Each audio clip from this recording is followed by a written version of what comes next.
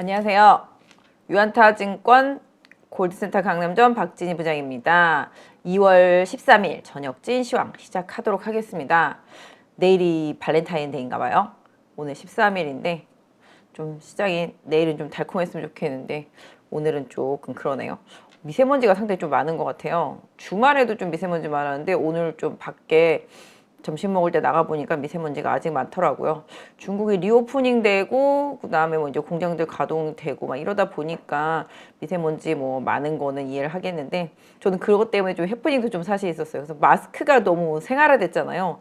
제가 토요일 날 치과를 갔었는데, 이제 치과에서 어금니 치료하고 나오면서 막 마스크를 아무리 찾아도 없는 거예요. 그래가지고 제가 간호사분한테 제 마스크 못 봤어요? 마스크 어디 떨어뜨린 것 같아요. 그랬더니 간호사분이 저를 참 이상한 눈으로 쳐다보시면서 지금 쓰고 계시잖아요. 그러는 거예요. 제가 마스크를 쓰고 있으면서도 마스크를 썼다는 걸 자각을 못하고 제 마스크를 찾고 있었습니다. 그 정도로 이제 마스크는 좀 필수가 돼버린 것 같아요. 일단 뭐 코로나는 뭐 끝나가지만 또 미세먼지로 인한 마스크는 계속적으로 좀 생활화되고 있는 게 우리 현실인 것 같습니다. 모두도 좀 호기 관리 잘 하시고요. 건강 관리 좀 잘 하시면서 올 봄을 잘 넘기셔야 될 것 같습니다. 오늘 시장 한번 좀 정리해 봐 드릴게요. 제가 월요일 날은 시장 한번 싹 스크린 해드리고 시장 일주일 동안 좀 보시면서 좀 잘 할 수 있도록 좀 제가 도움을 드리거든요. 그러니까 뭐 섹터별로도 조금 분석 좀 쫙 해드리고 그 다음에 전체적인 전망과 함께 종목들도 한번 짚어드리고 있습니다. 그러니까 월요일 날은 좀 한 주를 시작하면서 좀 정리하고 넘어가는 날이다 좀 생각하시면 좋겠습니다. 일단은 오늘 시장 뭐 가장 핵심적인 부분은 이제 내일 새벽에 좀 발표될 이제 CPI 때문에 미국 CPI 때문에 시장이 조금 눈치 봤죠. 미국도 좀 눈치 보고 우리도 좀 눈치 보고 그러면서 좀 대형주들 전반적으로 좀 약했습니다만은 기본적으로 외국인은 팔지 않았다. 파는 것은 기관이다. 요 점이 핵심이 될 수 있겠고요. 지난주부터 계속 환율이 올라오고 있습니다. 원화가 좀씩 약화되고 달러가 좀 강세화되는 흐름이 좀 나타나고 있는 상황 속에서 뭐 연준 위원들의 발언들도 뭐 일단 달러 약세를 둔화시키는 작용을 하고 있고요. 이런 부분들이 이제 달러가 반등을 하고 있는 모습인데요. 그럼에도 불구하고 외국인들은 좀 매수를 지속하고 있다. 옛날 같았으면은 얼른 팔았겠죠 벌써. 근데 그런 흐름은 일단 아니다라는 점 좀 염두에 두실 필요가 있겠고요. 그다음에 내일이 좀 지나봐야 알겠죠. 그래서 일단 CPI 영향력 요거 한번 조금 더 짚어드리고요. 그 다음에 오늘 좀 특징주 2차전지 펫배터리 관련주들 엄청 가고 있죠. 지난번에 제가 나노신소재 같은 응급제도 말씀드렸었는데 응급제 섹터도 계속 가고 있는 모습 보실 수가 있겠고 에코프로 중심으로 해서 펫배터리 섹터 쪽들 좀 강한 흐름 보이고 있어서 이 부분도 한번 저희 살짝 조목들 보면서 좀 짚어보도록 하겠습니다.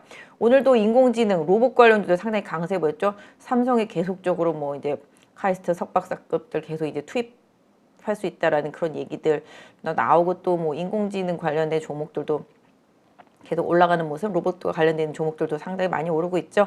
역시 좀 반도체 중요하다고 말씀드렸었는데 AI용 반도체 그 오픈 엣지가 뭐 계속 급등을 하는 모습 나오면서 다른 반도체들 외에도 이제 아까 말씀드린 인공지능 관련 솔루션 업체라든지 로봇 관련주들 오늘 좀 후장에 많이 강해지는 모습 다시 한번 보였던 것 같습니다.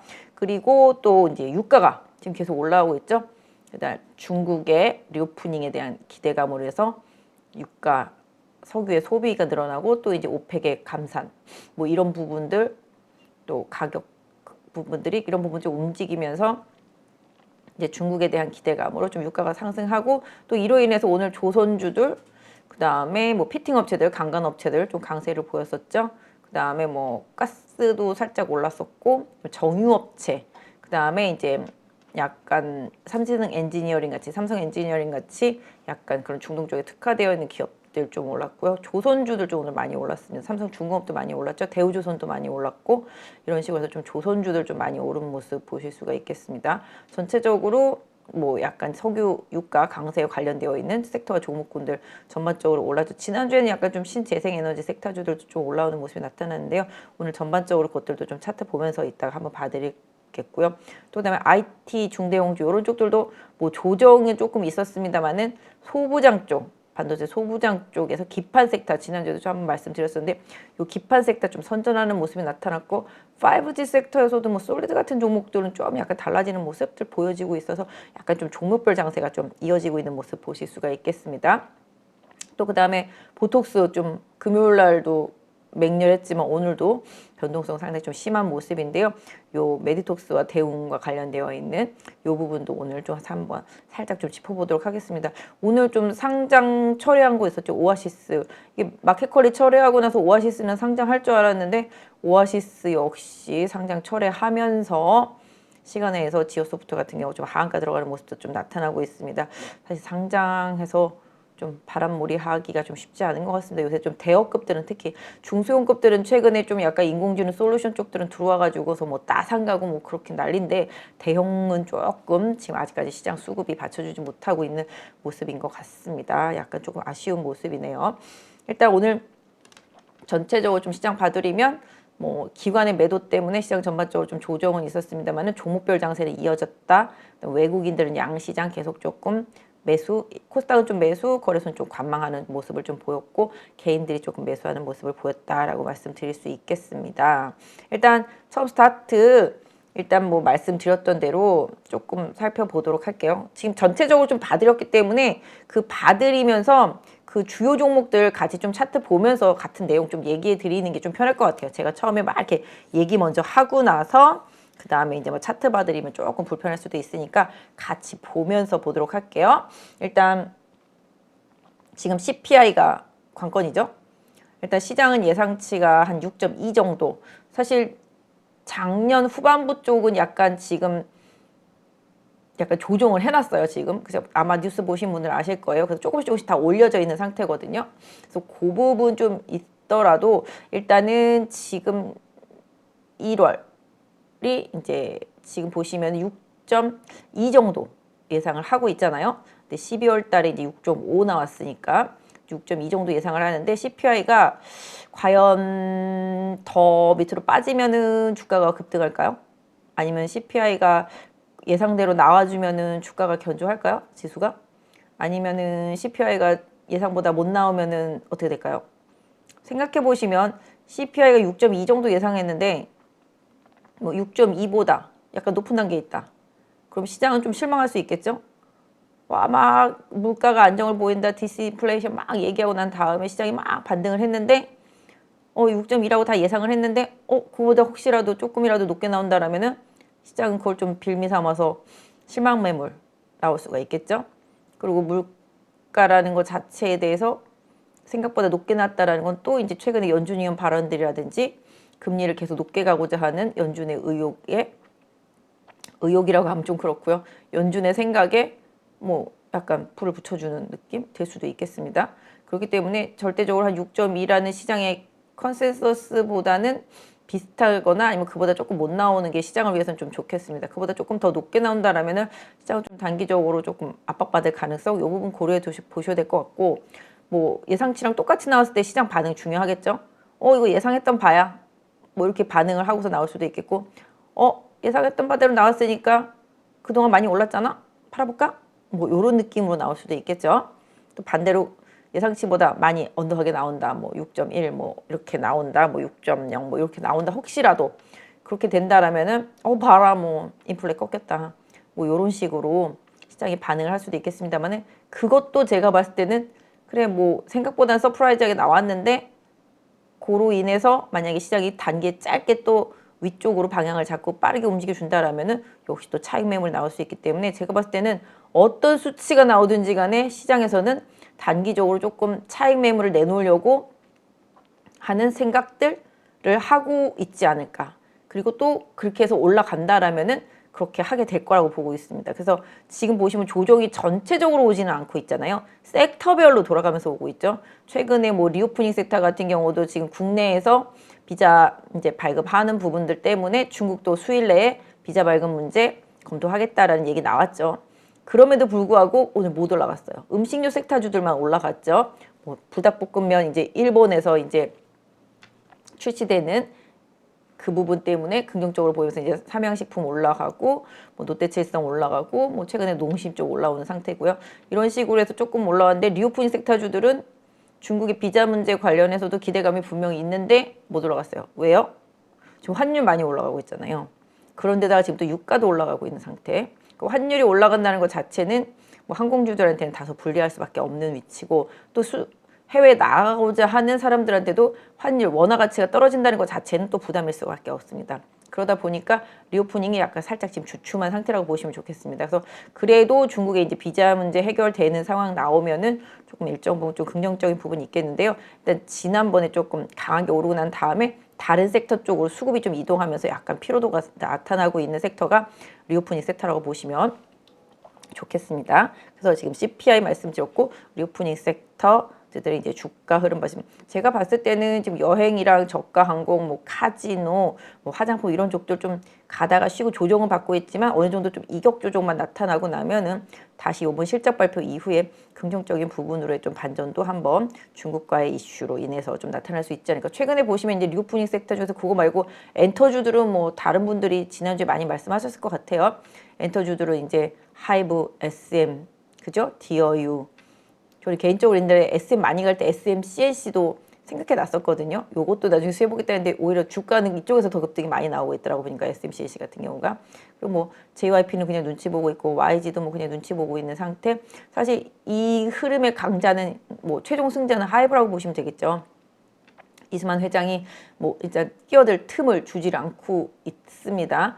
뭐 그게 어떤 면에서 본다라면 SM에 대한 개혁이라고도 볼 수 있겠죠. 일단은 뭐 이번 주총에서 어떤 결과가 날지 좀 봐야 되겠습니다. 일단 하이브 쪽으로 좀 기울었다. 근데 그 과정 중에서 카카오가 과연 어떻게 할 것이냐, 뭐 매수할 것이냐, 아니면 포기를 할 것이냐, 이 부분은 좀 지켜보셔야 되겠죠. 근데 제가 봤을 때는 일단은 하이브 쪽에 가능성이 상당히 높은 상태고 뭐 카카오와의 그 문제는 뭐 일단은 이수만 회장이 그렇게 내놨던 가처분 신청 그거 받아들여지는 부분으로 인해서 유증이나 신주인수권 요거 못하게 되면은 아마 카카오는 조금 돈은 많이 마련해 놨는데 약간 조금 불편해질 수 있겠습니다. 그럼에도 불구하고 뭐 공개 매수에 나설지는 모르겠습니다만은 일단 좀 엔터주들 같은 경우도 단기에는 좀 이슈가 강하게 부각이 되면서 대형주들은 좀 많이 올랐었기 때문에 오히려 중소형 쪽으로 넘어가죠. 카카오가 그거 안 하면 큐브 엔터 쪽이다 뭐 이러면서 그쪽도 변동성이 있었었는데 뭔가 좀 M&A 제가 작년인가요? 방송에서 올해는 다른 방송에서 그런 것 같긴 한데 올해는 M&A가 상당히 활발할 거다라고 말씀을 드렸었고 M&A 관련주들한테서 상당히 긍정적인 흐름이 많이 나올 것이라고 좀 말씀을 드렸었는데 연초부터죠. 연초부터 대형급 M&A 시도들이 계속 이어지면서 주가가 많이 변동성을 보이고 있습니다. 또 역시 이제 뭐 기업 오너 리스크가 살짝 있는데 그 기업이 실질적인 펀더멘탈에는 문제가 없는 기업들 이런 기업들이 대부분 좀 M&A와 관련되어서 이슈가 많이 부각이 되고 있는 것 같아요. 그래서 그런 부분들 올해는 계속 좀 살펴보셔야 될 것 같아요. 그래서 오늘 약간 리오프닝 얘기하면서 그 얘기 말씀드렸는데 일단 뭐 리오프닝 관련주들 뭐 차트는 안 봐드리겠습니다만은 기본적으로 저가항공이나 카지노나 여행 다 마찬가지로 이 환율의 변동성을 좀 보셨으면 좋겠습니다. 그래서 환율이 어느 정도 좀 안정이 됐을 때 또 다른 지금의 시장을 리딩하는 인공지능이나 로봇 이런 것들이 좀 주춤해질 때 이쪽 섹터의 흐름은 잘 봐주시면 좋을 것 같고 화장품 섹터주들은 뭐 OEM 중심으로 해서 중국에서의 뭔가 좀 입지가 탄탄한 기업들을 좀 봐주시면 좋겠다 말씀드리도록 하겠습니다. 일단 초반인데요. 좀 항상 제가 방송하면 코스피하고 코스닥 차트 봐드리잖아요. 차트 보시면서 좀 대응 전략 좀 드리면서 다른 얘기도 같이 보도록 할게요. 지금 화면 보시면 일단 코스피예요. 2,500 넘어갈 것 같은 뉘앙스였었거든요. 수요일날 함정남 차장님이랑 방송할 때만 해도. 근데 또 힘이 또 딸리는 모습이 나타나고 있어서 좀 많이 아쉽습니다. 그래서 여기 계속 이렇게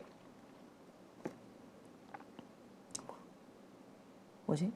이 무료 체험은 뭐지?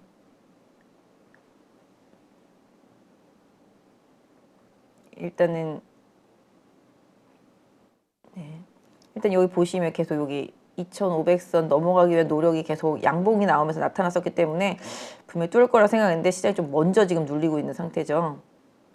지금 보시면은 결론적으로 여기 제가 그어드렸던 요 선 보이시죠? 지난번에 여기 보시면 2,400선 정도 돼요. 2,420에서 요 정도 2,400선 정도. 그다음에 여기 갭 있잖아요. 요 갭 메우는 수준으로 봤을 때 2,400선 정도가 이제 당분간은 좀 지지선 역할을 해줄 것이다라고 보겠습니다. 그래서 조정이 들어오면 2,400선 기준으로 해서 지지력을 확인하시고 지수 관련 대형주들은 좀 보시는 게 좋겠죠. 그 뒤에 반등했을 때 다시 2,450선대 완벽한 안착 이런 부분들을 좀 보셔야 되겠습니다. 지금 2,452지만 완벽하게 지금 지지력을 확인하기는 조금 약간 아쉬운 상태인 거죠. 지금 보시면 지금 약간 확대해서 봐드리면 오늘만 사실 놓고 보면 이렇게 좀 이게 항상 좀 뭐라 그러죠? 공부 좀 해보셔야 돼. 이게 약간 아래 꼬리가 길게 달린 음봉이잖아요. 하지만 이게 뭐라 그럴까요? 시가가 높고 종가가 낮잖아요. 지금 그죠? 그리고 아래 꼬리는 달렸고. 그럼 결국은 오늘 저점이 계속 지지선 역할을 해줬는데 약 21선 부근에 지금 있습니다. 그러니까 단기적으로 코스피도 21선이 좀 지지선이다 말씀드릴 수가 있겠습니다. 그래서 약간 21선이 아직까지 우상향하고 있기 때문에 뭐 지지력은 분명히 있다라고 보겠고 지금 61선이 약간 2400 밑에까지 와 있잖아요. 그죠? 그러니까 결국은 2400 전후로 한 저점 확인이 한 번 더 나올 수는 있겠습니다만은 사실 이 추세에서는 안 오는 게 좋죠. 안 오고 그냥 다이렉트로 2500 넘어가서 버티고 가야지 추세적으로 더 갈 수 있는 건데 그렇지 못하다라면은 또 계속 박스 안에서 등락하는 그러니까 2400을 중심으로 해서 2500 사이에서의 박스 흐름 이 부분이 계속 이어질 수 있기 때문에 이런 부분들을 좀 챙겨보셔야 될 것 같아요. 그래서 지수 관련주 하시는 분들은 그래서 조금 피곤하다. 좀 말씀드릴 수 있을 것 같아요. 올라갈 줄 알았는데 계속 못 올라가고 섹터 안에서는 계속 순환매가 돌고 있으니까. 그래서 지수로만 봤을 때는 저도 2500선을 좀 넘어가기 위한 몸부림을 지난주에 봤는데 지금 약간 슬로우해지고 있는 상태. 만약에 내일 CPI 결과 이후에 시장이 확 위쪽으로 틀어준다라면은 좋겠죠. 그러니까 그게 아니다라면은 좀 약간 슬로우해지면서 아까 말씀드린 대로 2400에서 2500 사이의 박스 흐름으로 좀 보시면서 시장 대응하셔야 될 것 같아요. 그래서 이렇게 박스 안에서 움직일 가능성도 일단 좀 염두에 두셔야 되겠다 말씀드릴 수 있을 것 같아요. 한번 코스닥도 볼까요?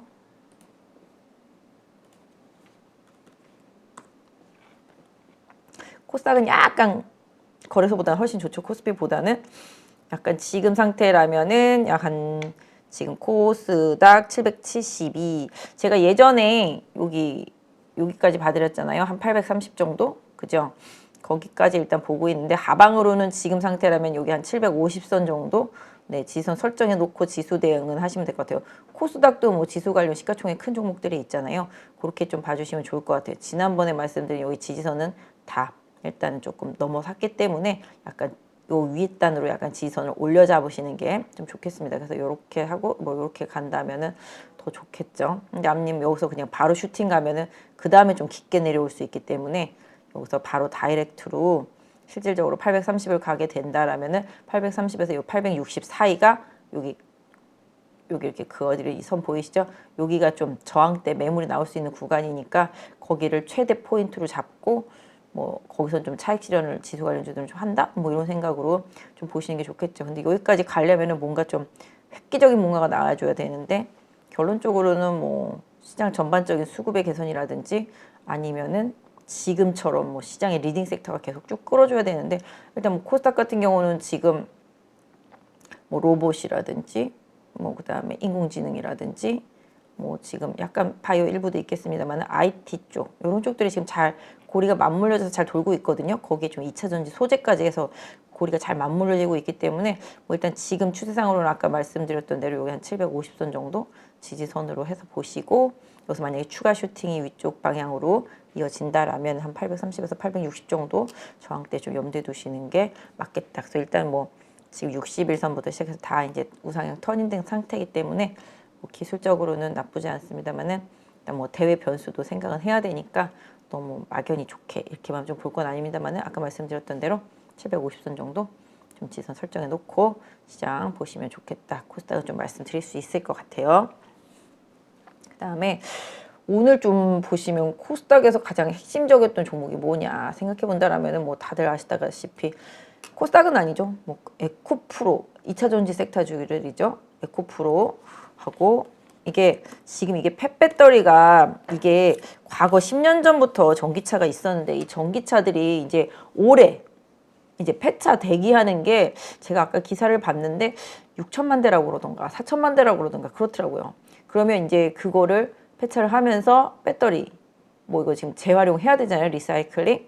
또 지금 뭐 유가도 올라오고 있으니까 이 리사이클링 쪽이 상당히 대단합니다. 그래서 올해는 이 배터리 리사이클링업 이 부분 되게 좋다라고 작년부터 계속 말씀을 드려왔었는데 연초부터 이쪽이 좀 강하게 좀 부각이 되고 있는 것 같습니다. 지금 보시면 이제 에코프로 같은 경우는 뭐 아시다시피 수급이 지금 외국인 수급으로 달리고 있죠. 자회사는 되게 좋은 데 많잖아요. SK 이노베이션, SK가 아니죠.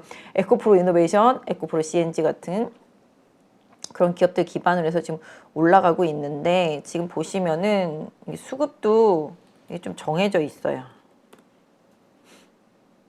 이게 보시면 외국인 위주로 좀 되어 있잖아요. 그죠? 이게 보시면은 지금 계속 투신이나 기금은 계속 팔고 있고, 그래서 개인적으로는 오늘 제 손님도 이걸 좀 매수하고 싶어 하시는데 조금만 참으시자라고 제가 말씀을 드렸거든요. 그분은 좀 LG화학을 팔고 바꾸고 싶다고 그러셔가지고 이왕 이렇게 된 거 조금만 견뎌보시자 말씀을 드렸었는데, 일단 지금 보시면 방금 말씀드린 대로 수급이 기관은 계속 매도하고 외국인은 계속 사서 시 위쪽으로 이어지고 있다는 거죠. 이 부분은 좀 염두에 두실 필요가 있겠습니다. 그런 종목들이 되게 많죠, 지금. 그래서 지금 에코프로가 펫배터리에서는 이제 출중하게 치고 나가고, 그죠? 그 다음에 뭐 코스모 화학도 그때 한번 말씀드렸었는데,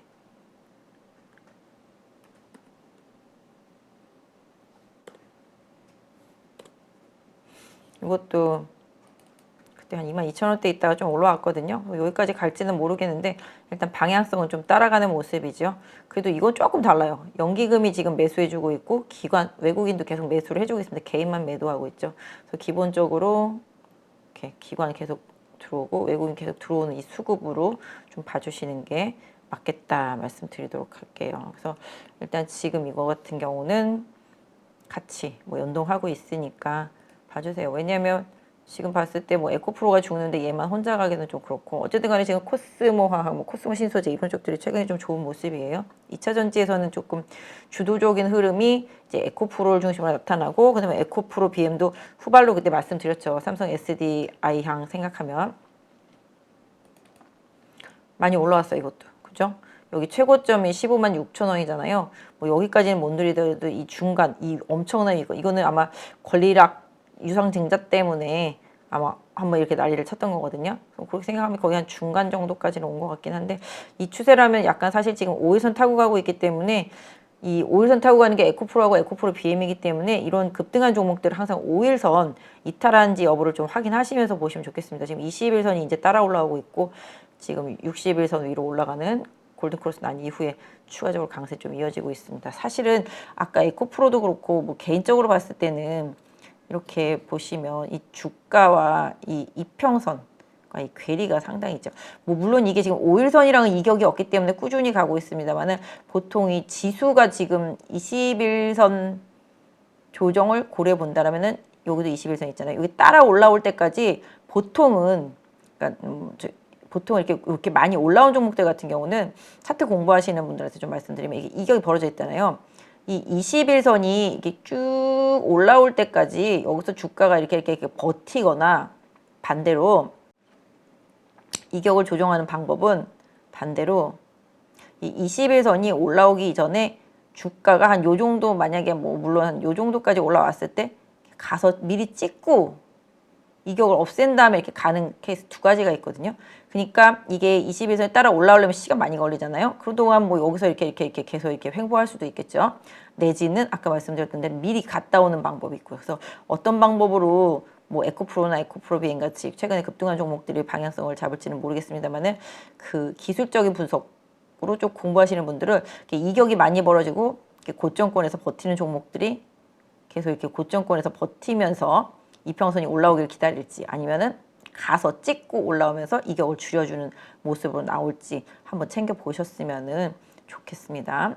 그래서 일단은 요게 그렇고, 사실 지금 요거 많이 올랐지만 개인적으로는 나노신 소재, 제가 아마 2주 전 월요일 방송에서도 한번 말씀드렸던 것 같고요. 지난주에서도 한번 말씀드린 것 같은데, 역시 가고 있잖아요. 대주전자도 많이 올라왔고요. 이게 음극재 중요해지고 있습니다. 음극재, 그 다음에 지금 보시면은 이제 셀 같고, 그 다음에 양극재 같고, 지금 음극재 가고 있고요. 근데 사실 움직이기는 약간 구리동박 쪽이 먼저 움직였었거든요. 구리동박 쪽이 먼저 움직였었는데 최근에 약간 좀 탄력은 죽어 있긴 합니다만은, 요런 애들도 아까 말씀드렸던 대로 이격 이익에 대한 부분들 이것도 역시 보시면 아시겠지만 기금을 열심히 팔고 있고 외국인만 사가지고서 지금 올렸단 말이죠. 그죠? 역시 나노신소재하고 에코프로 같은 경우는 외국인은 사서 올리고 기관은 팔고 이러면서 서로 다른 행보를 보이고 있다는 점 염두에 두실 필요가 있겠습니다. 그래서 일단 이것도 이격이 많이 벌어졌다. 얘는 특히 5일선과도 이격이 벌어졌기 때문에 5일선과의 이격을 줄이는 조정 이런 것도 한번 고려를 하시면서 좀 보시는 게 맞지 않나 싶고요. 그 다음에 지금 보시면 아까 2차전지 뭐 배터리 중에서 못 간 건 아니죠. 요게 조금 덜 갔죠. 신규 중에서 성일하이텍. 요것도 지금 보시면은 좀 여기 요 부분에서 지금 막혀 있는데 일단은 지금 21선 올라오고 있지만 60일선이 하향하고 있잖아요. 이 60일선 하향하는 게 이렇게 우상향 터닝 되려면은 주가가 빨리 올라가야지 이거 빨리빨리 터닝 되잖아요. 그죠? 이렇게 터닝이 되고 이것도 터닝이 되고 이렇게 식으로 그러려면 주가가 급등하거나 아니면은 뭐 이거 터닝 될 때까지 얘도 옆으로 이렇게 기는 상황이 되겠습니다. 그래서 기본적으로 성일하이텍은 조금 다른 것들에 비해서 폐배터리류들 중에서는 좀 덜 올라갔기 때문에 한번 차트적으로는 한번 챙겨보실 만하다. 신규주들이 요새는 좀 가면 좀 무섭게 가는 케이스들이 되게 많아서 보시면 연기금 계속 꾸준히 사주고 있잖아요. 그죠? 얘는 지금 꾸준히 사주고 있는 상태. 외국인이 팔다가 오늘 처음 한번 샀거든요. 약간 좀 변화는 좀 챙겨보시는 게 좋을 것 같고 그 다음에 또 세비캠인가요? 그것도 많이 못 갔던데 이게 아니군요. 네, 요거는 지금 수급이 보시면 기관이 계속 팔고만 있잖아요. 큰 수급 없고 개인들만 좀 사고 있어요. 그러다 보니까 집중력을 가지고서 올려줄 힘이 없는 거잖아요. 혹시 세비킹 가지고 계신 분들은 여기 지금 보시면 하향하고 있는 60일선과 상향하고 있는 20일선이 지금 골든 크로스가 나고 있잖아요. 그러니까 보유하신 분들은 여기 한 91,000원 정도? 그죠? 여기 한 91,000원 정도 여기를 최대 지지선으로 설정해 놓고 보시는 게 좋겠죠. 이 세비캠에 관심이 있거나 이걸 보유하고 계시거나 그런 분들이라면은 다만 이제 단기적으로 여기 계속 막힌 부분이 있잖아요. 여기 고점. 여기 계속 못 넣고 있어요. 그 부분을 좀 챙겨서 보신다라면은 가격적인 부분은 약 한 10만 원대 초반이 되겠네요. 10만 한 2, 3천 원 부근. 여기를 좀 넘어서면 세비캠도 약간 좀 다른 행보가 나올 수가 있겠죠. 지금 상태에서는 조금 수급이 조금 불리하다. 기관 수급이 없다. 개인 수급만 있다. 요 점을 좀 염두에 두시면 좋을 것 같아요. 뭐 무조건 덜 올랐다 안 올랐다 해서 막 쫓아가는 거는 좀 아닌 시장이라고 생각을 하고 있습니다. 지금 봤을 때 약간 2차 전지류들 중에서 후발로 이제 붙은 게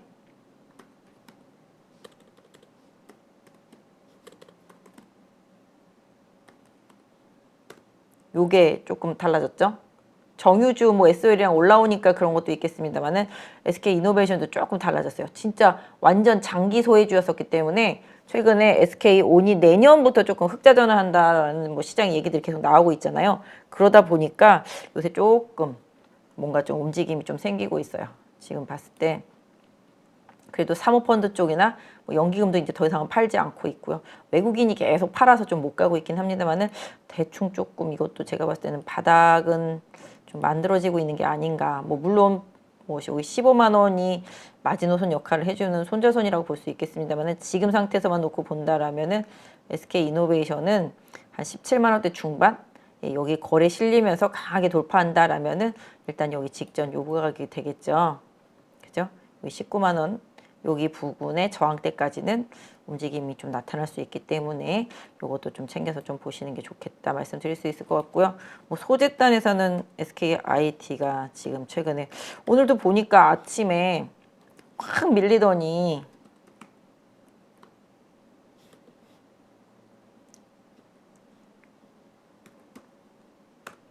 네. 아침에 밀리다가 확 올라왔다가 다시 또 밀리면서 올라오긴 했습니다. 여기 약간 지금 60에서 우상향으로 전환되어 있는 상태이기 때문에 단기로 지금 조금 매물이 나온 상태잖아요.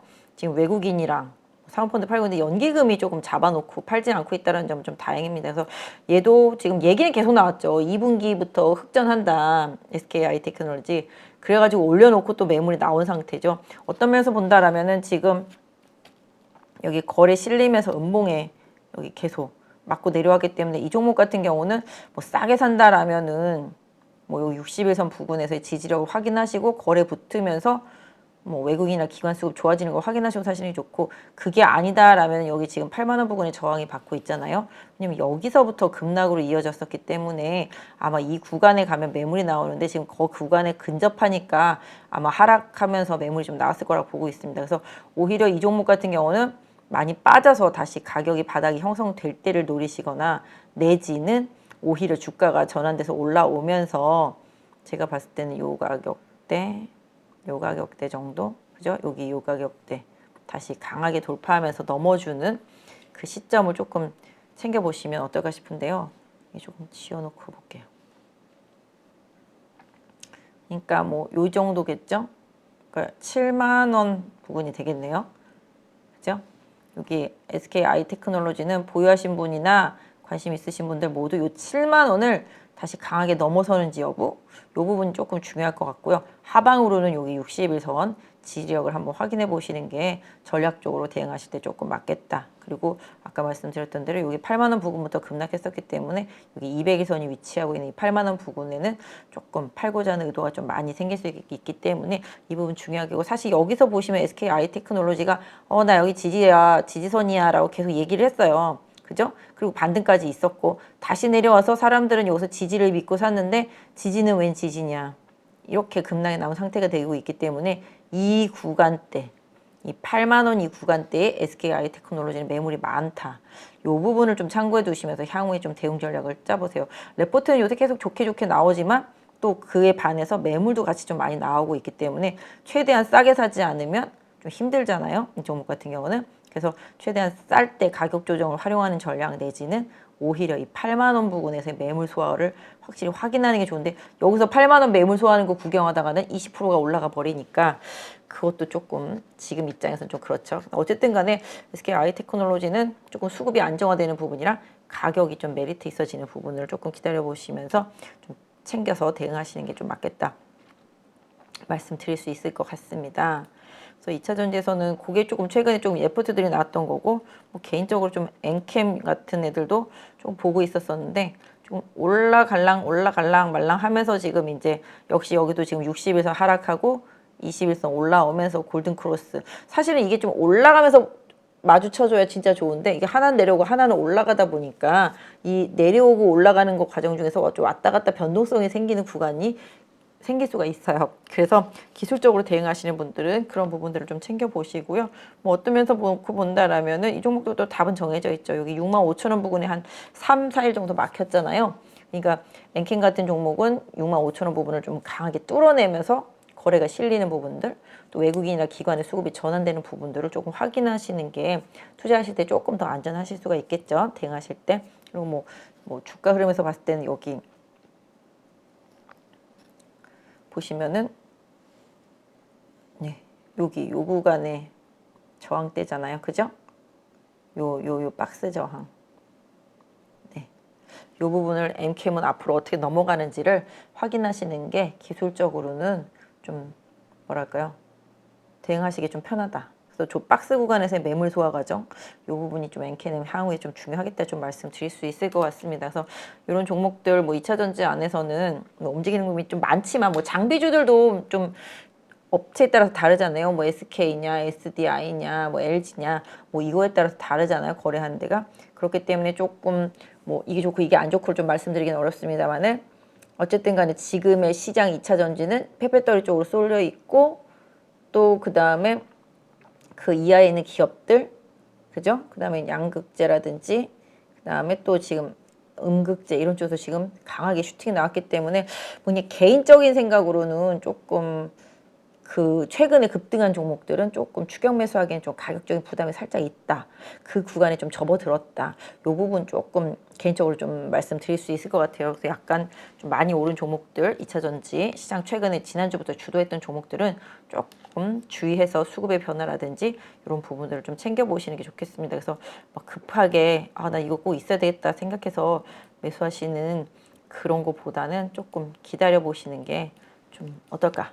개인적으로는 싶고, 오히려 좀 바닥권에 있는데 수급이 새로 바뀌거나 차트가 좀 새롭게 전개되는 종목들은 좀 챙겨 보시다가 좀 해보시면 어떨까 싶고요. 어쨌든 간에 제가 봤을 때는 약간 좀 유럽 쪽에 공장이 있는 소재 업체들 같은 경우는 좀 그래도 좀 나쁘지 않겠다 올해, 이런 말씀 조금 드릴 수 있을 것 같아요.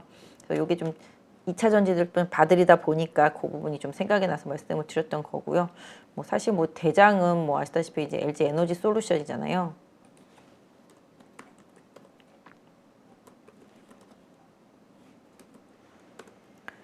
여기 또 지금 보시면 60일선이 이렇게 하락하고 있잖아요. 그죠? 이렇게 하락하고 있는 상태 속에서 지금 21선이 올라오면서 다시 또 골든 크로스가 나고 있단 말이죠. 그죠? LG 에너지 솔루션 같은 경우 여기 부분에서 지금 저항 정확하게 받았잖아요. 55만 원에서. 지지력도 확인해 봐야 되는데 지지력이라고 하면 뭐 이렇게 되겠죠. 아, 이거 조금 잘못 건. 아이고야. 완전히 줄을 어쩜 이렇게 빼딱하게 걷는지. 여기 부분.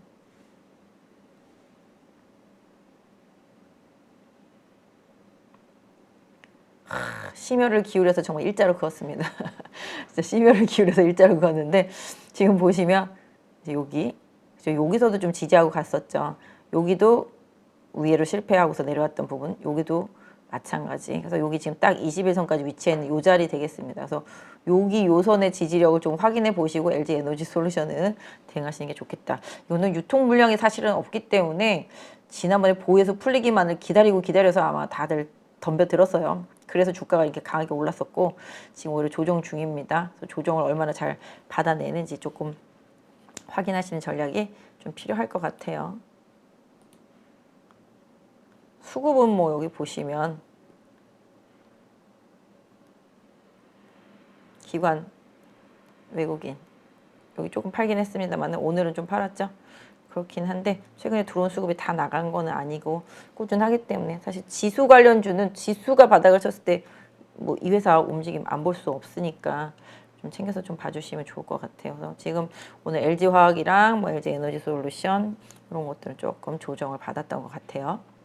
LG화학도 지금 주가가 옆으로 약간 좀 횡보하면서 수렴되어 있는 상태라서 움직임이 중요해요. 여기서 요렇게 갈지 LG화학도 좀 챙겨보시면 그 방향성을 좀 단기적으로 따라가시는 게 좀 맞겠다 말씀드릴 수 있을 것 같고요. 그 다음에 오늘 2차 전지 섹터주들은 뭐 전체적으로 그 부분 좀 봐드렸고, 폐배터리, 그다음에 응급제, 뭐 나노신소재까지 아까 좀 차트 관련해서는 봐드렸어요. 여러분이 좀 많이 갖고 계신 것들 위주로 대응하실 수가 있게끔 조금이라도 좀 팁을 드리려고 하는 거니까 그 부분 조금 생각해 주시면 좋을 것 같고, 오늘 좀 유가가 올랐죠. 유가가 오르면서 좀 관련주들, 오늘 피팅 업체들 많이 올랐어요. 그죠? 피팅 업체들 어디 보자. 여기. 제가 이거 하는 거 보고 저희 회사 거 이거 HTS 까신 분도 그때 있더라고요. 보니까 섹터를 제가 설명을 해주고 있습니다. 지금 보시면은 일단 지금 뭐 강간 업체들 중에서는 오늘 뭐 많이 움직였죠. 세아 쪽들도 세아제강, 세아 쪽들 많이 올랐고, 그죠? 세아가 지금 보시면은 강간업체 가격보다는 약간 좀 더 밑에 있잖아요. 그래서 제가 항상 말씀드렸잖아요. 이 섹터 중앙값보다 이 밑에 이격이 벌어져 있는 것들 좀 나중에 만약에 그 섹터가 주도적으로 가게 된다라면은 뭐 영향을 좀 받을 거다라고 말씀을 드렸고, 오늘 좀 휴스틸 많이 올랐죠. 하이스틸도 많이 오르고 세아제강 뭐 이렇게 되어 있는데, 제가 봤을 때는 이제 강간업체랑 이제 피팅, 이음새 이쪽 조선주가 가면 이쪽에 많이 가는데, 유가가 많이 오르다 보면 항상 이쪽 동네가 움직이죠. 다들 아시다시피 유가가 움직이면 조선주, 정유주, 피팅 강간업체, 그 다음에 이제 뭐 중동에 무슨 정유설비 막 하는 그런 업체들, 그죠? 항상 움직이죠. 그리고 반대로 이제 뭐 항공주나 뭐 그 다음에 뭐 이런 것들이 좀 빠지죠. 근데 오늘 좀 석유화학계통도 빠졌는데 오늘 롯데케미칼은 좀 오르긴 했는데 전체적으로 그렇습니다. 그래서 뭔가 원자재 가격이 올라서 유가가 올라서 원가의 부담이 생기거나 그런 업체들이 좀 피해를 보는 거고, 반대로 그게 오름으로 인해서 뭔가 수요가 더 늘어날 수 있을 것 같은 섹터주들이 좀 강세를 많이 보이죠. 오늘 보시면 성광밴드도 한 6%대 올라왔고, 태광도 많이 올랐죠. 하이로코리아, 디케이라 뭐 이런 것들 쫙 올랐는데, 제가 오늘 보니까 이런 것들 다 좋기는 한데 조금 상태로 봤을 때 좀 많이 올랐죠. 이런 것들 많이 올랐는데 제가 좀 보니까 요 성광밴드 요런 애들도 이제 치고 올라왔잖아요. 차트로 봤을 때는 태강도 마찬가지고, 제가 보니까 이게 약간 좀 고냉제 쪽 막 이런 쪽들이잖아요. 요런 애들 조금 괜찮아지는 것 같더라고요. 그 약간 비슷한 섹터 안에 있지만 이렇게 보면 좀 엄청 지겹기는 하네요, 차트가. 이렇게 보면은 사고 싶은 마음이 쏙 들어갈 정도로 지겹기는 한데 또 이렇게 보면은 이제 좀 올라오네 뭐 이런 느낌인 것 같습니다. 그래서 이런 것들은 좀 챙겨서 같이 한번 봐주세요. 지금 외국인이랑 연기금 사고 있잖아요, 그죠? 그죠? 이렇게 타고 있으니까 뭐 이런 부분들 수급의 변화를 좀 챙겨 보시면 좀 아이고 답이 될 것 같습니다.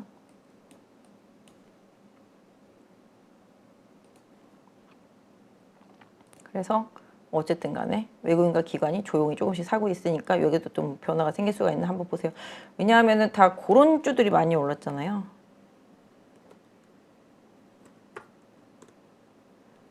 세아제강도 이제 바닥에서 이제 조금 올라오기 시작하는 상태잖아요. 옛날에 보면은 이런 애들 휴스틸이 좀 이쪽 반에서는 좀 약간 대장이잖아요. 그죠? 강간업체들 중에서는 얘가 좀 대장입니다. 휴스틸이. 그래서 이틀 동안 좀 거래가 지금 엄청 붙었죠. 그쵸? 많이 올랐고 요 부분 보시다시피 여기가 이제 맞고 떨어진 부분이라서 거기 좀 저항인데 일단 이 고점 요 두 개를 좀 넘어서려고 한 노력이 있으니까 요거를 보면서 다른 업체를 보는 거죠. 강간업체나 뭐 피팅업체 같은 경우들 그렇게 보신다라면은 좀 답이 될 수 있을 것 같아요. 그래서 요게 조금 휴스틸이 좀 대장 역할을 하니까 이름에 뭔가 스틸자 들어가는 애들도 뭐 따라갈 수 있으니까 그런 부분들 좀 챙겨서 보시면 좋겠다. 근데 개인적으로는 좀 오늘 하루만 갖고 볼 건 좀 아닌 것 같아요. 그죠? 조금 움직임을 좀 더 세밀하게 좀 봐야 되지 않을까 싶어요. 유가가 또 빠지면 그럼 또 빠질 것이냐 이런 고민도 좀 해봐야 되겠죠. 그래서 오늘은 좀 그런 쪽들이 많이 올랐기 때문에 조금 봐드린 거니까 뭐 참고만 하시면 좋겠습니다. 그래서 이쪽 부분들이 오늘 좀 많이 올랐으니까 그 부분 그래서 아까 말씀드린 대로 이쪽에서 흐름이 좀 나왔다. 피팅 업체들, 강간 업체들. 휴스틸 좀 잘 가고 있어서 한번 봐드렸어요. 하이스틸도 오늘 보니까 많이 올랐네요. 차트를 안 봤는데 하이스틸도 어떻게 보면 여기 고점 부근, 그죠? 여기 뚫어내면은 좀 다시 또 지난번 여기 고점 부근인 5천원 방향 쪽으로 갈 수 있는 뭐 기술적인 흐름도 예상해 볼 수 있겠죠. 그래서 휴스틸, 하이스틸 이런 스틸자 들어가는 쪽들의 흐름은 한번 챙겨서 주도적으로 이어가는지 좀 챙겨서 보실 필요는 좀 있겠다 좀 말씀드릴 수 있을 것 같아요. 그래서 뭐 조선도 오늘 대우조선 많이 올랐죠. 그렇죠. 최근에 좀 수주 받으면서 탄력 있게 좀 가고 있는 모습입니다. 대우조선 같은 경우. 그렇죠. 이렇게 보면 뭐 얼척없이 바닥이죠. 근데 일단은 좀 최근에 좀 올라오고 있는 상태고요. 좀 연기금의 꾸준한 매수세 눈에 띄실 것 같아요. 사모펀드도 많이 사고 있습니다. 이게 수급이 어느 한쪽으로 좀 쏠림이 있는 것들을 계속 찾아내시면 좀 매매하시는 데 좀 도움이 돼요. 그죠? 그런 부분들을 조금 보시고 지금 제가 보니까 대우조선은 이제 가다가 조정받고 고점 넘어섰기 때문에 일정 부분 그죠? 이런 쪽 부분들 좀 챙겨서 지금 지난번 고점이 한 29,000원 정도 되니까 거기까지 한번 가시는지 한번 체크해 보실 필요가 있고 보유하신 분들은 뭐 최근에 지지선이었었던 뭐 여기 22,000원 한 23,000원 정도 보시면 되겠네요. 거기가 최대 지지선이라고 볼 수 있겠고 단기 추세나 24,000원 정도 네, 지지선이 좀 나오니까 지지선을 좀 챙겨서 보시고 여기도 60일선 돌아섰죠. 60일선 돌아서고 21선 쫓아 올라가면서 대우조선도 올라가고 있는 모습이에요. 그러다 보니까 뭐 삼성중공업도 올해는 뭐 실적이 좀 개선될 수 있겠다라는 얘기들이 계속 나오면서 이쪽도 많이 좋아지고 있습니다. 그죠? 삼성중공업도 계속 사실 삼성중공업도 보시면 아시겠지만 여기 진짜 많이 막혀 있거든요. 하다못해 여기서도 계속 막히고 있잖아요. 그래서 요거를 요번에 뚫어내는지가 상당히 좀 중요한 것 같아요. 그래서 삼성중공업은 요 가격대 뚫어내는지 좀 보셔야지 뭐 나중에 정상화되면 여기 9천 정도 여기에 뭐 매물이 좀 더 있을 것 같긴 한데 아무튼 이 박스 상단을 어떻게 돌파해내느냐가 삼성중공업한테는 과제다. 그래서 아무튼 올해 삼성중공업도 실적 개선의 여지가 높다라는 판단하에 시장에서 계속 긍정적인 뷰와 시그널들이 나오고 있기 때문에 일단 뭐 흐름만 봐도 아시잖아요. 그리고 뭐 거래량도 마찬가지가 되겠고요. 여기 이제 거래량도 마찬가지. 그렇기 때문에 이것도 진짜 좀 변화를 보셔야 돼요.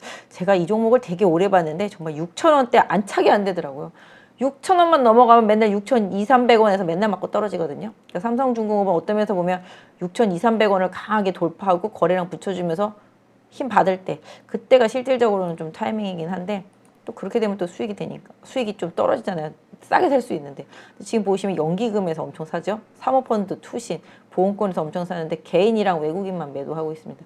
제가 볼 때는 이게 지친 개인들 그다음에 외국인들도 마찬가지. 외국인은 여기 5,000원대에서 샀다가 바로 파는 것 같긴 한데 여기도 좀 트레이딩성인 것 같긴 해요. 어쨌든 간에 올해 뭐 삼성중공업이 좋아진다는 계속 얘기들이 좀 있으니까 이 부분을 좀 참고해 보시면 좋겠다 말씀드리도록 하겠습니다. 그 다음에 뭐 전반적으로 조선주도 다 그렇죠. 뭐 미포조선, 뭐 현대중공업 이런 쪽들도 조금씩 좀 따라 올라오고 있고요.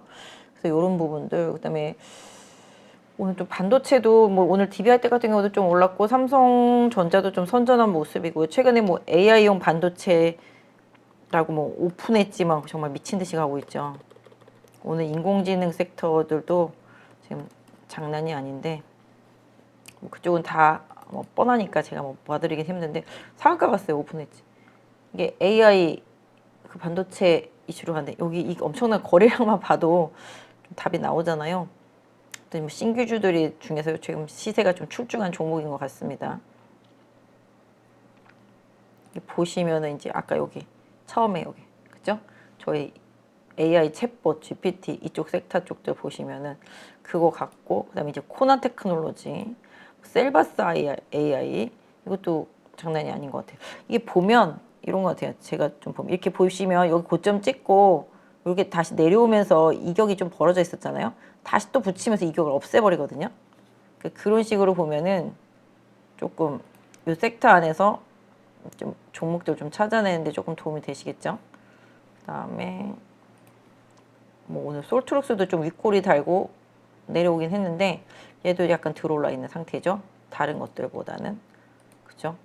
약간 아까 말씀드린 대로 그 섹터 내에 있는 중간값보다 밑에 있는 것들의 흐름은 좀 보시면 그 방향성 지금 약간 바이브 컴퍼니가 많이 벌어져 있네요. 보니까 제가 차트는 안 봤는데 요걸로만 봤을 때는 다른 것들보다는 지금 바이브 컴퍼니가 많이 벌어져 있는 모습인 것 같아요. 그렇죠?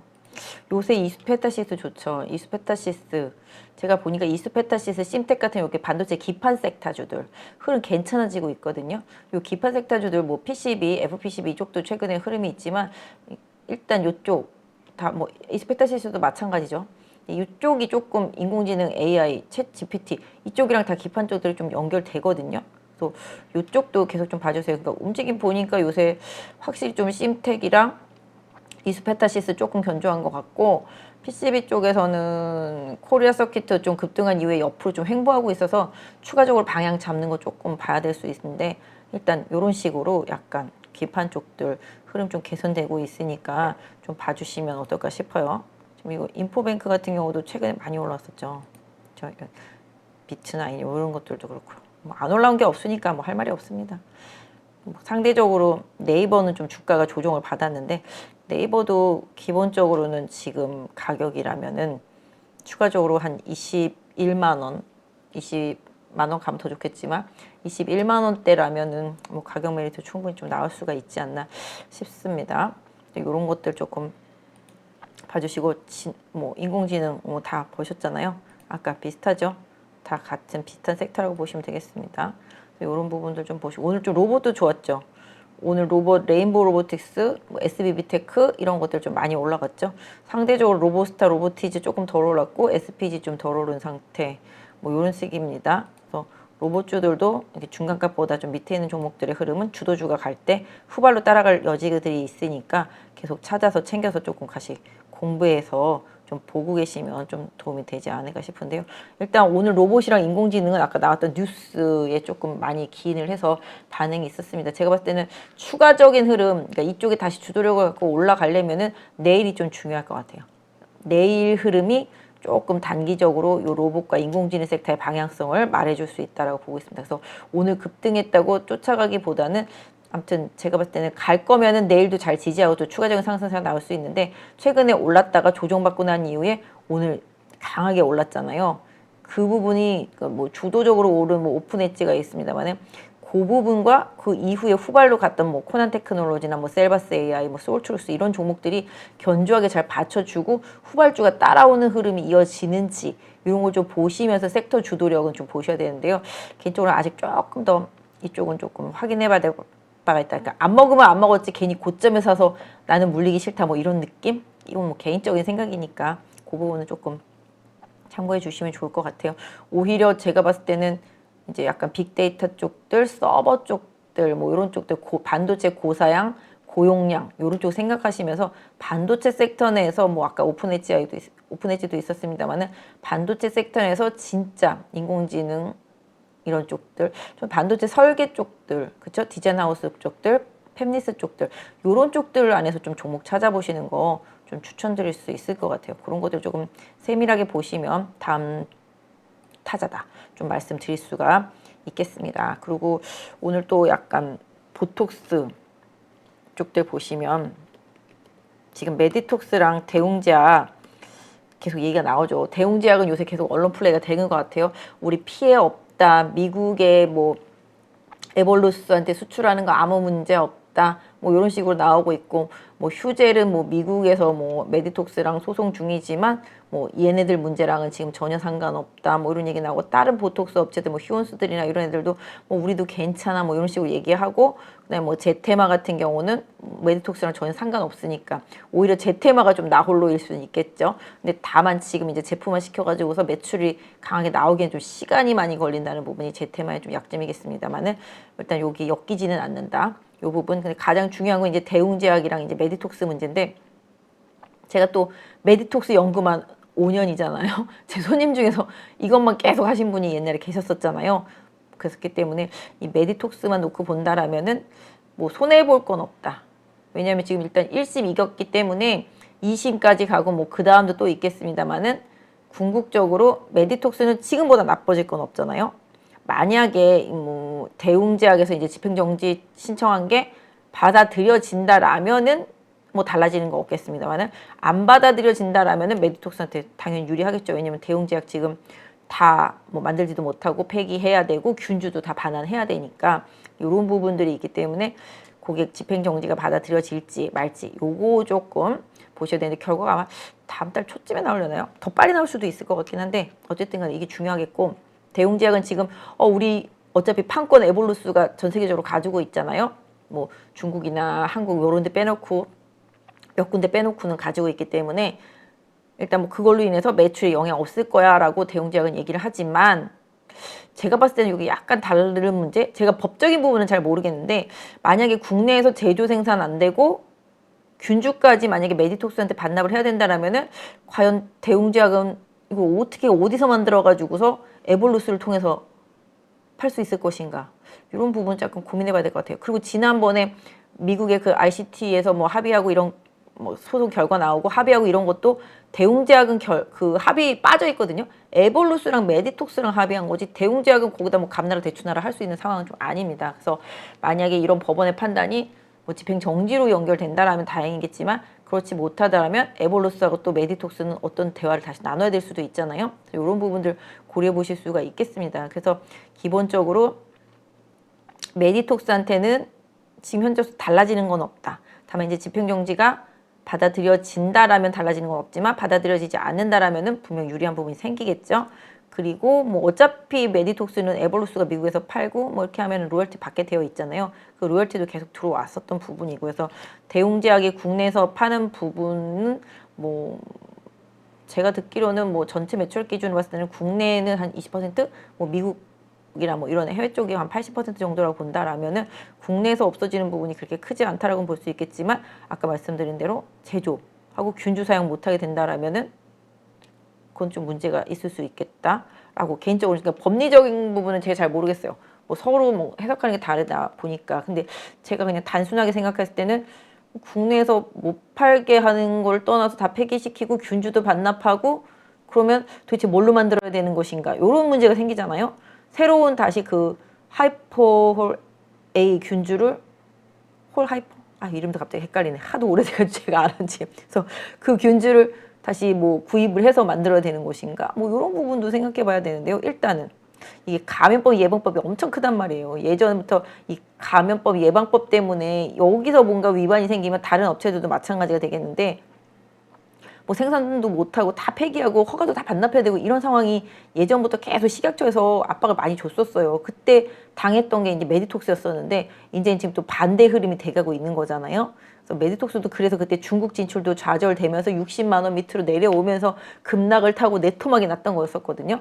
근데 제가 생각할 때는 요새 뭐 타사 증권사 다른 때 증권사 레포트 나오는 거 보면은 목표 주가 뭐 20만 원 얘기도 나옵니다만은 뭐 지금 18만 원대니까 거의 다 온 셈이죠. 근데 제가 봤을 땐 차트로 봐도 지금 차트 보시면 아시겠지만 메디톡스 같은 경우는 이제 거래가 붙었단 말이죠. 이게 공매도도 엄청 많았거든요, 옛날에. 지금 공매도가 쇼커블링이 되고 있는지는 모르겠는데 좀 봐야 되겠지만 이 이틀 동안의 거래가 엄청나다라는 거죠. 이게 장기적으로 공매도한 사람들이 수익이 많이 났을 거란 말이죠. 근데 이제 메디톡스도 보시면 여기가 지금 계속 되게 강력한 저항대잖아요. 그죠? 저 저항대를 넘어가야 새로운 흐름이 생기는 거죠. 저게 아마 20만 원대 한 초중반 정도 될 것 같아요. 그죠? 이 가격대가 그죠? 22, 3만 원대 될 것 같아요. 22만 원. 그러니까 만약에 최대 저항대를 본다면 기술적 분석으로 봤을 때는 여기 22만 원 정도. 여기가 최대 저항대고 뭐 여기에 물려 계신 분들이 언제 팔지는 모르겠습니다만은 지금 흐름으로 봤을 때는 제가 사실 이 종목은 그때 12만 원대도 좀 얘기를 했던 종목이긴 한데요. 좀 시간이 좀 많이 흐르긴 했는데 지금 흐름으로 봤을 때 요 메디톡스는 당분간 추세를 이탄하지 않으려면은 15만 원대는 계속적으로 좀 지지해 주는 게 좋겠다. 추세상. 그리고 뭐 여기서 제가 봤을 때는 메디톡스는 잃을 게 없잖아요. 뭐 판결이 바뀔 리는 없잖아요. 지금 당장. 어차피 2심 가야 되는 부분이니까 뭐 대웅은 2심에서 뭐 뒤집겠다 뭐 이렇게 얘기를 하고 있지만 어쨌든 간에 메디톡스는 지금 아무것도 손해볼 건 없다. 집행정지가 받아들여지면은 똑같은 거고 안 받아들여지면은 더 좋은 거니까 일단 제가 봤을 때는 요 안에서 보톡스 섹터 안에서 뭔가 선택을 해야 된다라면은 조정이 오면 메디톡스 쪽이 조금 더 우위에 있지 않을까. 대웅은 조금 불확실성이 점점 늘어나는 거잖아요. 어떻게 되든지 간에 계속 다음번 소송 결과를 지켜봐야 되는 그런 상태이기 때문에 그래서 대웅제약은 조금 제가 볼 때는 선택지에서 조금 뒤로 밀어두시는 게 좀 나을 것 같고 오히려 제테마가 조금 나을 수도 있는데 당장 뭔가 매출 연계되는 뭐는 없으니까 그게 조금 불편해지는 거고 휴젤은 좀 소송 중이니까 거기도 약간 뭐 이 결과에 따라서는 뭔가 나중에 뭔가 영향을 안 받을 수는 없을 거라고 보고 있고요. 그 외에 다른 업체들 많이 있잖아요. 국내 보톡스 업체들 엄청 많습니다. 이게 사실 처음부터 좀 얘기가 안 됐었죠. 해외에서는 뭐 100년이라는 그 긴 기간 동안 보톡스 균주가 만들어지고 생성되고 뭐 이러는 과정의 업체들이 몇 개 안 됐었는데 우리나라는 최근에 10년 동안 수십 개 업체가 보톡스 균주를 발견했다 그러고 뭐 어디 마국간 아니면 어디 쓰레기통 뭐 이런 데서 다 발견했다 그러면서 나오고 또 빠르게 이거를 제품으로 만들어내는데 엄청난 연구하고 시간이 걸리는데 우리나라에서는 보통 막 2년, 3년 안에 끊는 기업들이 나오니까 이게 상식적으로 말이 안 된다고 이제 법원에서 판단을 한 거죠. 그래서 그런 부분들을 좀 생각해 본다라면은 뭐 다른 기업들도 다 타겟이 될 수 있다.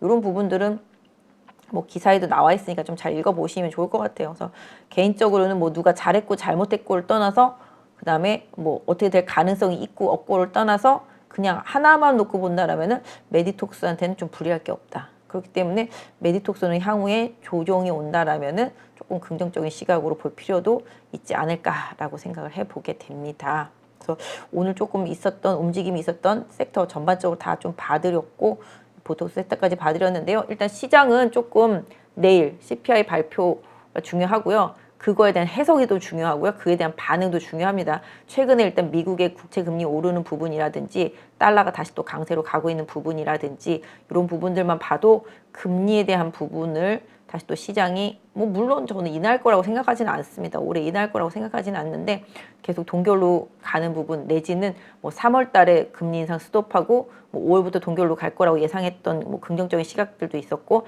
5월까지는 그래도 인상할 거야라는 시각들 그 이후에가 이제 동결할 거야라는 시각들도 있었습니다만은 그런 시장의 긍정적인 시나리오들이 주가에 많이 반영된 상태라는 점이 지금 중요한 거죠.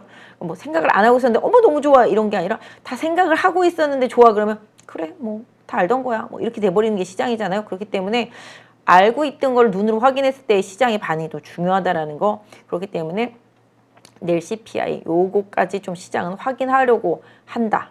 그래서 약간 시장은 좀 리스크를 회피하고자 하는 그런 부분을 조금 생각해 보시면서 좀 보시면 좋겠습니다. 그래서 최근에 아까 말씀드렸던 대로 반도체 기판 쪽들, 그 다음에 뭐 아까 일부 장비주들 중에서도 좀 통신 장비 쪽에서도 뭐 솔리드 약간 변하는 부분들, 그 다음에 LG전자 최근에 조금 변하고 있는 부분들, 또 LG전자 따라오면서 LG 디스플레이도 어느 정도 바닥을 잡아가는 부분들, 이런 부분들은 좀 챙겨서 계속 좀 보시는 전략이 좀 좋을 것 같고, 나머지들은 뭐 유가가 다시 빠지면 또 변동성이 있을 수 있고, 그렇잖아요. 유가가 더 오르면 뭐 추가적으로 상승도 있겠고요.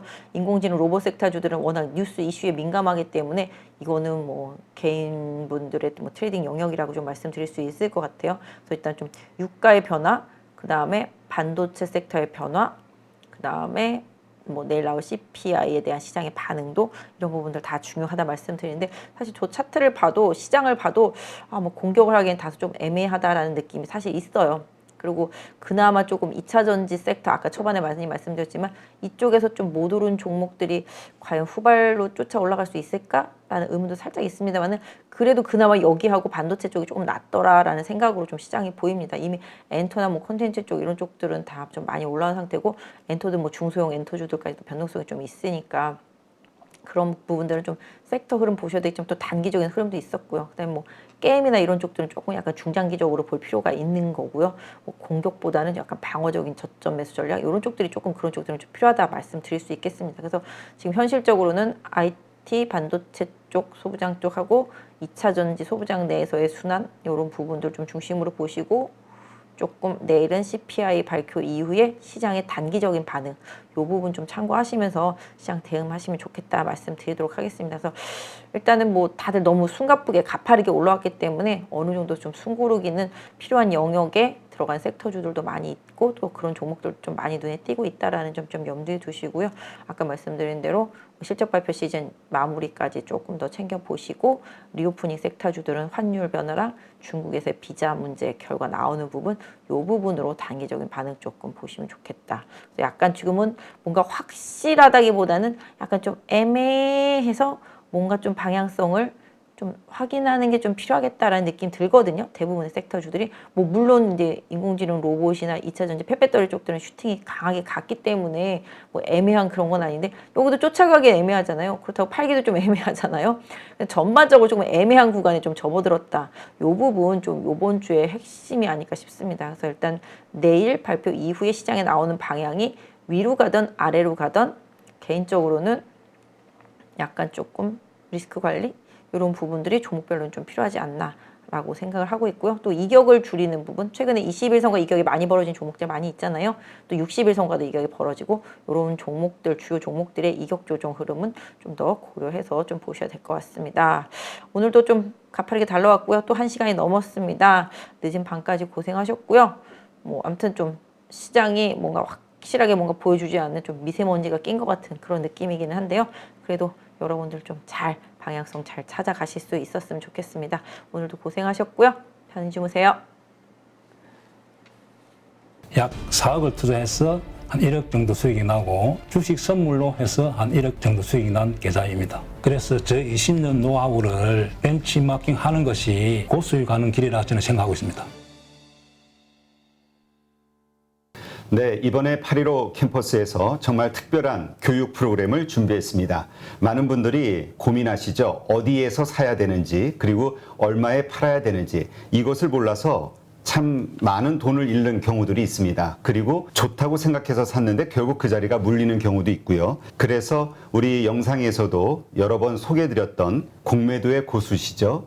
물론 공매도뿐만이 아니라 일반 매수와 관련된 투자자로서도 상당한 수익을 얻고 계시는 분인데요. 그래서 이번에 김영욱 저자님과 함께 우리 많은 개인 투자자들이 실력을 높이고 어떤 시장 환경에서도 돈을 벌 수 있는 전천후 투자자가 될 수 있는 그러한 기회를 준비했습니다. 안녕하세요, 대표님. 네, 안녕하세요. 잠깐 말씀드렸지만 시장이 상승을 하든 그 다음에 하락을 하든 어느 쪽으로든 돈을 벌 수 있는 기술, 기법이라는 거. 네, 이거가 상당히 우리 개인 투자자들에게는 매력적인 포인트가 아닐까 생각이 돼서 이번에 정말 삼고초려해서 모셨는데요. 최근에 성적이 어떠신지 여쭤봐도 될까요?